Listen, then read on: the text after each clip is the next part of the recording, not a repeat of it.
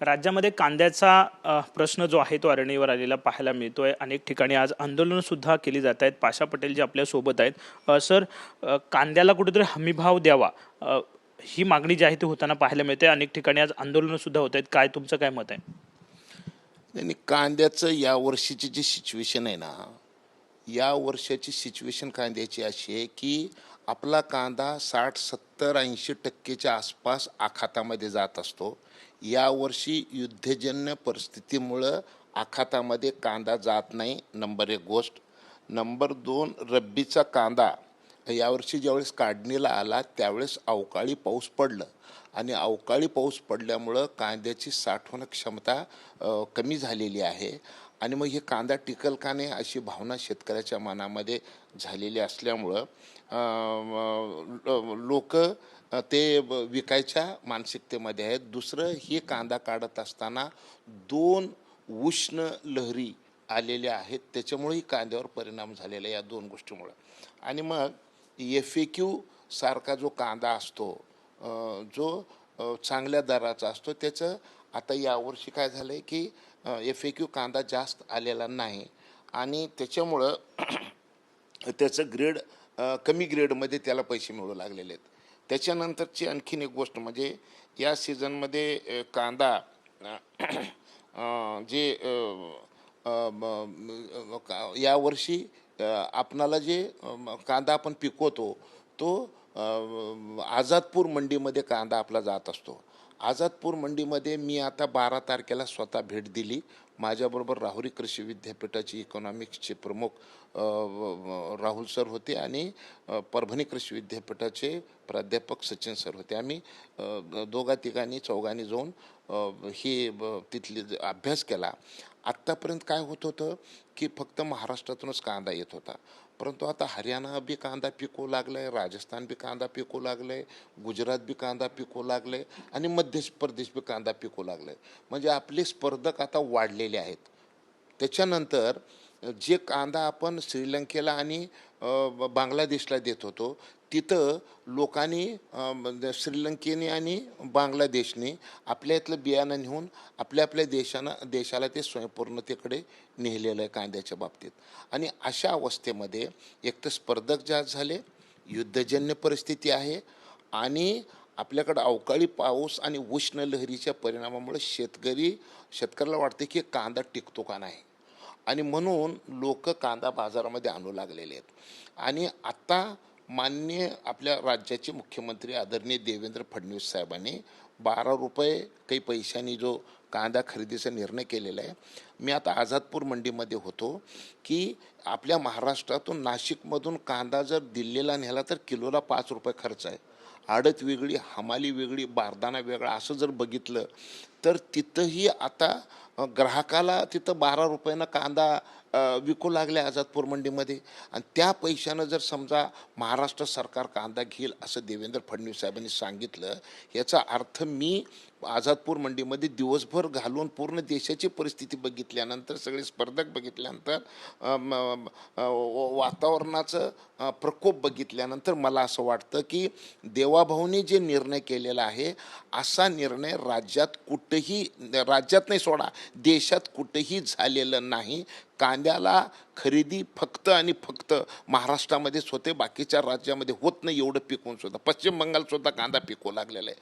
आणि म्हणून मी पाशा पटेल, माझी 50 वर्ष माझ्या रस्त्यावर जी गेलेले आहेत त्या सगळ्या भूमिकेमध्ये बघितल्यानंतर आणि पूर्ण जगातली परिस्थिती बघितल्यानंतर आदरणीय देवेंद्र फडणवीस साहेबांनी जे निर्णय केलेला आहे ते कौतुकास्पद आहे. ह्याच्यापेक्षा चांगला निर्णय असूच शकत नव्हता. दुसऱ्या बाजूने शेतकऱ्याला जर तुम्ही विचारलं तर शेतकऱ्याला काय वाटेल, 12.5 रुपये कमीच आहे, शेतकऱ्याला वाटणार आहे. परंतु या परिस्थितीमध्ये म्हणजे 10 क्विंटल कांदा विकल्यानंतर 1 रुपया मिळत नाही असं लोकल बाजारामध्ये परिस्थिती असताना सुद्धा सरकारने 12 रुपयाचा निर्णय करणं हे म्हणजे म्हणजे कितीतरी पटीनं महाराष्ट्र शासनाचं आदरणीय देवेंद्र फडणवीस साहेबाचं आपल्याला कौतुक केलं पाहिजे. आणि त्याच्यामुळं मी असं सांगतो की देशामध्ये महाराष्ट्र हे एकमेव राज्य आहे जे कांदा उत्पादक शेतकऱ्याच्या पाठीशी थांबले आणि आपण पुन्हा तुम्हाला मी तुमच्या माध्यमातून सगळ्या महाराष्ट्रातल्या शेतकऱ्याला सांगणार आहे की आता कांद्याची परिस्थिती काय आहे की आता खरीपाच्या पेरण्या सुरू झाल्यानंतर लोकांचं विक्रीचं कल कमी होईल आणि आत्ता जे 2 नंबर ग्रेडचा कांदा आहे ते लोक बाजारात आणू लागलेले आहेत. आता ज्यांचा कांदा टिकणार आहे त्या सगळ्या कांदा उत्पादक शेतकऱ्यांना माझी विनंती आहे, ऑगस्ट, सप्टेंबर, ऑक्टोबरमध्ये, नोव्हेंबरमध्ये कांद्याला चांगले दर मिळणार आहेत. मी आपल्या माध्यमातून ज्यांचा कांदा साठवण्याची क्षमता आहे, जे कांदा टिकू शकतो, त्या सगळ्या शेतकऱ्यांना मी आव्हान करतो की तुम्हाला तुमच्या मनासारखा भाव या 4 महिन्यामध्ये मिळणार आहे.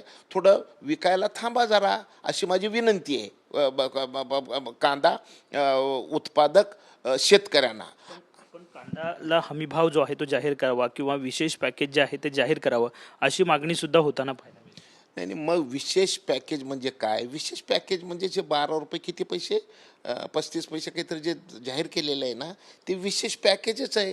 अहो मी सांगतो की आशिया खंडामध्ये सगळ्यात मोठी बाजारपेठ जर आझादपूर मंडी असेल, तिथं ज्या भावानं ग्राहकाला कांदा विकू लागलेलं आहे मार्केटमध्ये, तेच दर जर समजा राज्य सरकार जर इथं देत असेल तर माझं म्हणणं काय आहे की इथून नेणाऱ्या किलोला 5 रुपये बारदाना, हमाली, तुलाई ह्या सगळ्या खर्च जर बघता इथं जर 0 पैसे मिळत असतील तर त्याच्या मोबदल्यामध्ये जर 12.5 रुपये जर मिळत असतील तर सगळ्यांनी कौतुक केलं पाहिजे. देवेंद्रजीचं अभिनंदन केलं पाहिजे, राज्य सरकारचं अभिनंदन केलं पाहिजे. का तर तिथल्या एंड म्हणजे शेवटच्या ग्राहकाला ज्या दरामध्ये कांदा दिल्लीमध्ये तिथं विकू लागलेत व्यापारी, ते दर जर इथं तुम्हाला गावात जर मिळणार असेल तर मला सांगा की कौतुक केलं पाहिजे का नाही? ही गोष्ट कौतुकास्पद आहे. आणि म्हणून मला जर मी आझादपूर मंडीमध्ये जर गेलो नसतो, देशाची सिच्युएशन जर बघितली नसती तर मी सुद्धा हे वाक्य वापरलं असतं आणि मला माहीत नाही.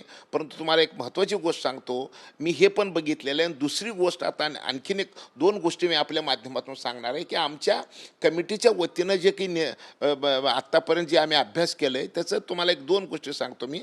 कला बायोटेक आणि ICR मिळून राजगुरुनगरमध्ये आम्ही आता एक रिसर्च झालेला आहे. तो रिसर्च असा आहे की कंट्रोल ओनियन स्टोअर स्ट्रक्चर अशा पद्धतीचं एक कांदा साठवणुकीचं एक स्टोरेज क्लस्टर म्हणजे स्ट्रक्चर तिथं तयार झालेलं आहे. आणि त्या स्ट्रक्चरमध्ये 1 किलोला फक्त 60 पैसे महिन्याला खर्च येतो. ठेवणीचा खर्च सगळ्यात कमी. का तर आत्तापर्यंत कोल्ड स्टोरेजमध्ये कांदा ठेवल्यानंतर त्याचे रेट जास्त होतात, ते ग्राहकाला परवडू शकत नाही. परंतु आता ही जी नवीन टेक्नॉलॉजी आलेली आहे, कला बायोटेकनी आणि ICRनी मिळून राजगुरुनगरला जे उभं केलेलं आहे, ते आपण जर बघितलं फक्त महिन्याला 60 रुपये आणि 6 महिन्यापासून 9 महिन्यापर्यंत तिथं कांदा साठवता येऊ शकतं. ही टेक्नॉलॉजी आल्यामुळे शेतकऱ्याच्या समोर आता सगळ्यात महत्त्वाचा विषय स्टोरेजचा होता, आता तो सुद्धा सुटलेला आहे. आणि आम्ही ते अभ्यासांत आम्ही बघितलेलं. आणि तिसरी सगळ्यात महत्त्वाची गोष्ट मला मी सांगतो की आता आम्ही ह्याच्यामध्ये जाणार होतो महुवाला, गुजरातमध्ये, जिथे 150 कंपन्या ह्या कांद्यावर प्रक्रिया करतात. तर मग ते फक्त पांढऱ्या कांद्यावर प्रक्रिया करतात, लाल कांद्यावर प्रक्रिया होत नाही असं सांगितलं होतं. म्हणून आता निफ्टी म्हणून एक संस्था आहे, कदाचित नाव माझं थोडं बहुत मागे पुढे होत असेल, ते गुडगावमध्ये, त्या संस्थेमध्ये जिथं अन्न प्रक्रियेवर ते विद्यापीठ आहे, त्या विद्यापीठातल्या कुलगुरूंना मी आता जाऊन भेटलो 12 तारखेला. त्याच दिवशी त्यांनी सांगितलं की लाल कांद्यावर सुद्धा प्रक्रिया करता येऊ शकतं असं त्यांनी सांगितलं. आणि आता त्यांच्याबरोबर पुढच्या आठवड्यात किंवा 15 पुन्हा मी दिल्लीला जाऊन त्यांच्यावर बैठक करणार आहे. कांद्याच्या संदर्भामध्ये पूर्णपणे काही लोक आरोप करताना ते पातळी सोडतात.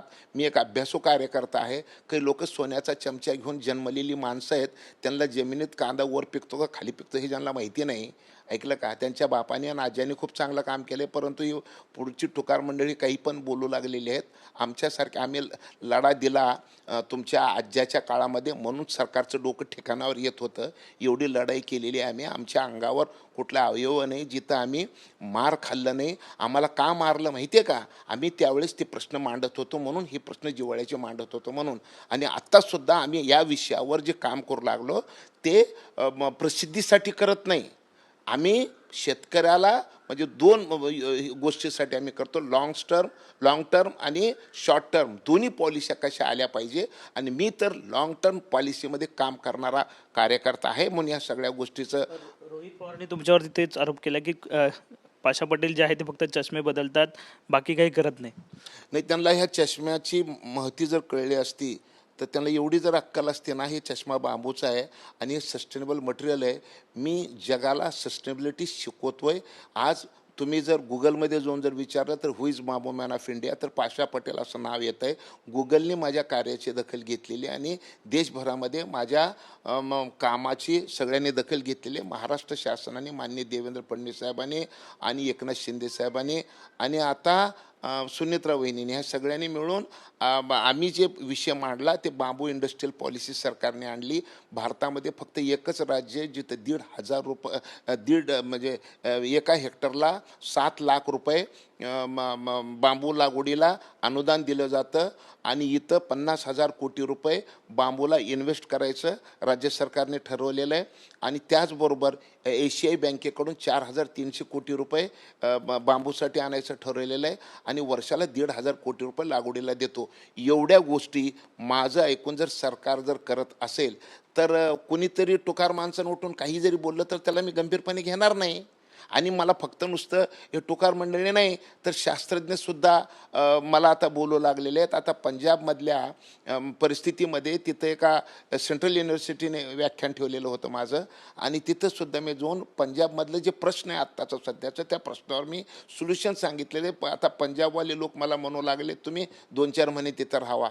याचा अर्थ मी रोहित पवारांना एवढंच एक सल्ला देतो, आपण मोठ्या घरात जन्मलेले आहे, जरा मोठे माणसं जसं वागतात तसे वागा. टुकाराने खालची भाषा मी खालची भाषा वापरतो असं म्हणू नका. खालची भाषा काय राहते ते जर ऐकायचं असेल तर ते पण सांगायची माझी इच्छा आहे. मी अजून कधी सांगितलं नाही, मी माझी पातळी सोडली नाही आणि कृपा करून मला पातळी सोडायला लावू नका एवढी तुम्हाला विनंती करतो. विरोधक असं म्हणतात की कांद्याचा प्रश्न जो वारंवार राज्यात उपस्थित होतो, तर मग सरकार हमीभाव जाहीर का करत नाही? हे बघा, कांदा हे नाशवंत पीक आहे. नाशवंत पीक असल्यामुळं कांद्यानं पोट भरत नाही, पण कांद्यानं जिभेची चव बदलत असते. असं हे चमत्कारिक पीक आहे. आणि मग हिंदू धर्मामध्ये सुद्धा कांद्याला श्रावणामध्ये खाऊ नये असंही सांगितलेलं आहे. हे सगळं असताना सुद्धा कांद्याच्या दरावर 3-3 सरकारं पडलेली आहेत, हेही इतिहास आहे. आणि म्हणून सगळेजण कांद्याला भेट असतात. कांदा कधी खाणाऱ्याला रडवतो, कांदा कधी पिकवणाऱ्याला रडवतो, कांदा कधी सरकारला रडवतो. आणि मग या सगळ्यात महत्त्वाचं आत्ता काय करणं गरजेचं आहे तर ह्याची स्टोरेज कॅपॅसिटी वाढवणं आणि ह्याच्यावर प्रक्रिया करणं, ह्या 2 गोष्टी कराव्या लागणार आहेत. मी आपल्या माध्यमातून पुन्हा एकदा शेतकऱ्याला सांगतो की अरे बाबांनो, आता महाराष्ट्रात कांदा पिकत होता.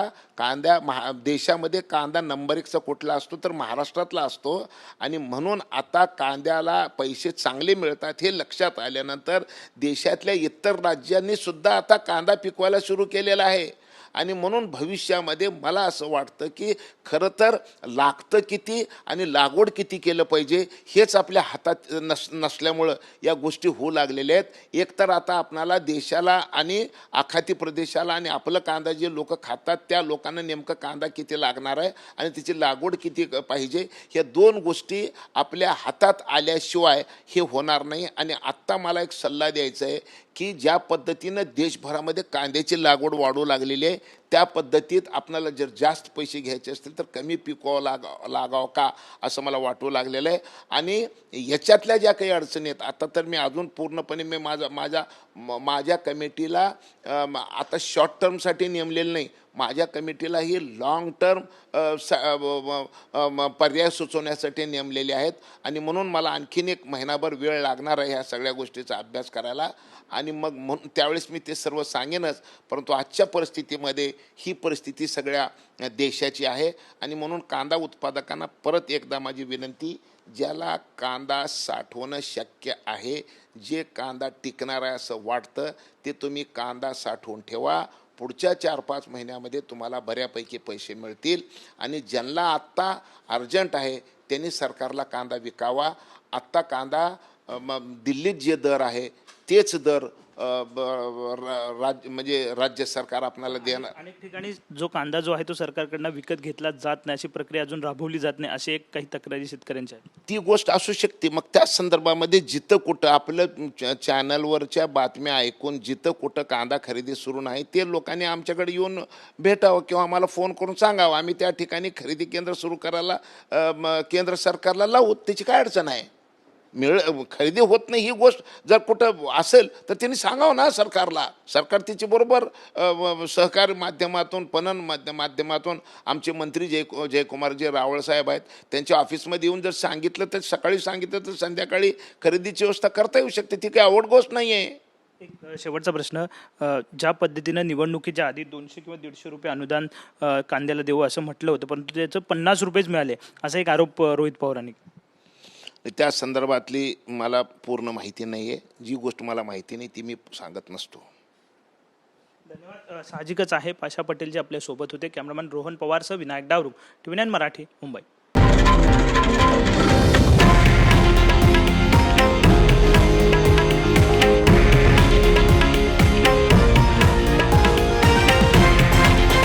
हे आहे देशातील नंबर 1 न्यूज नेटवर्क आणि आपण पाहत आहात TV9 मराठी, एकमेव.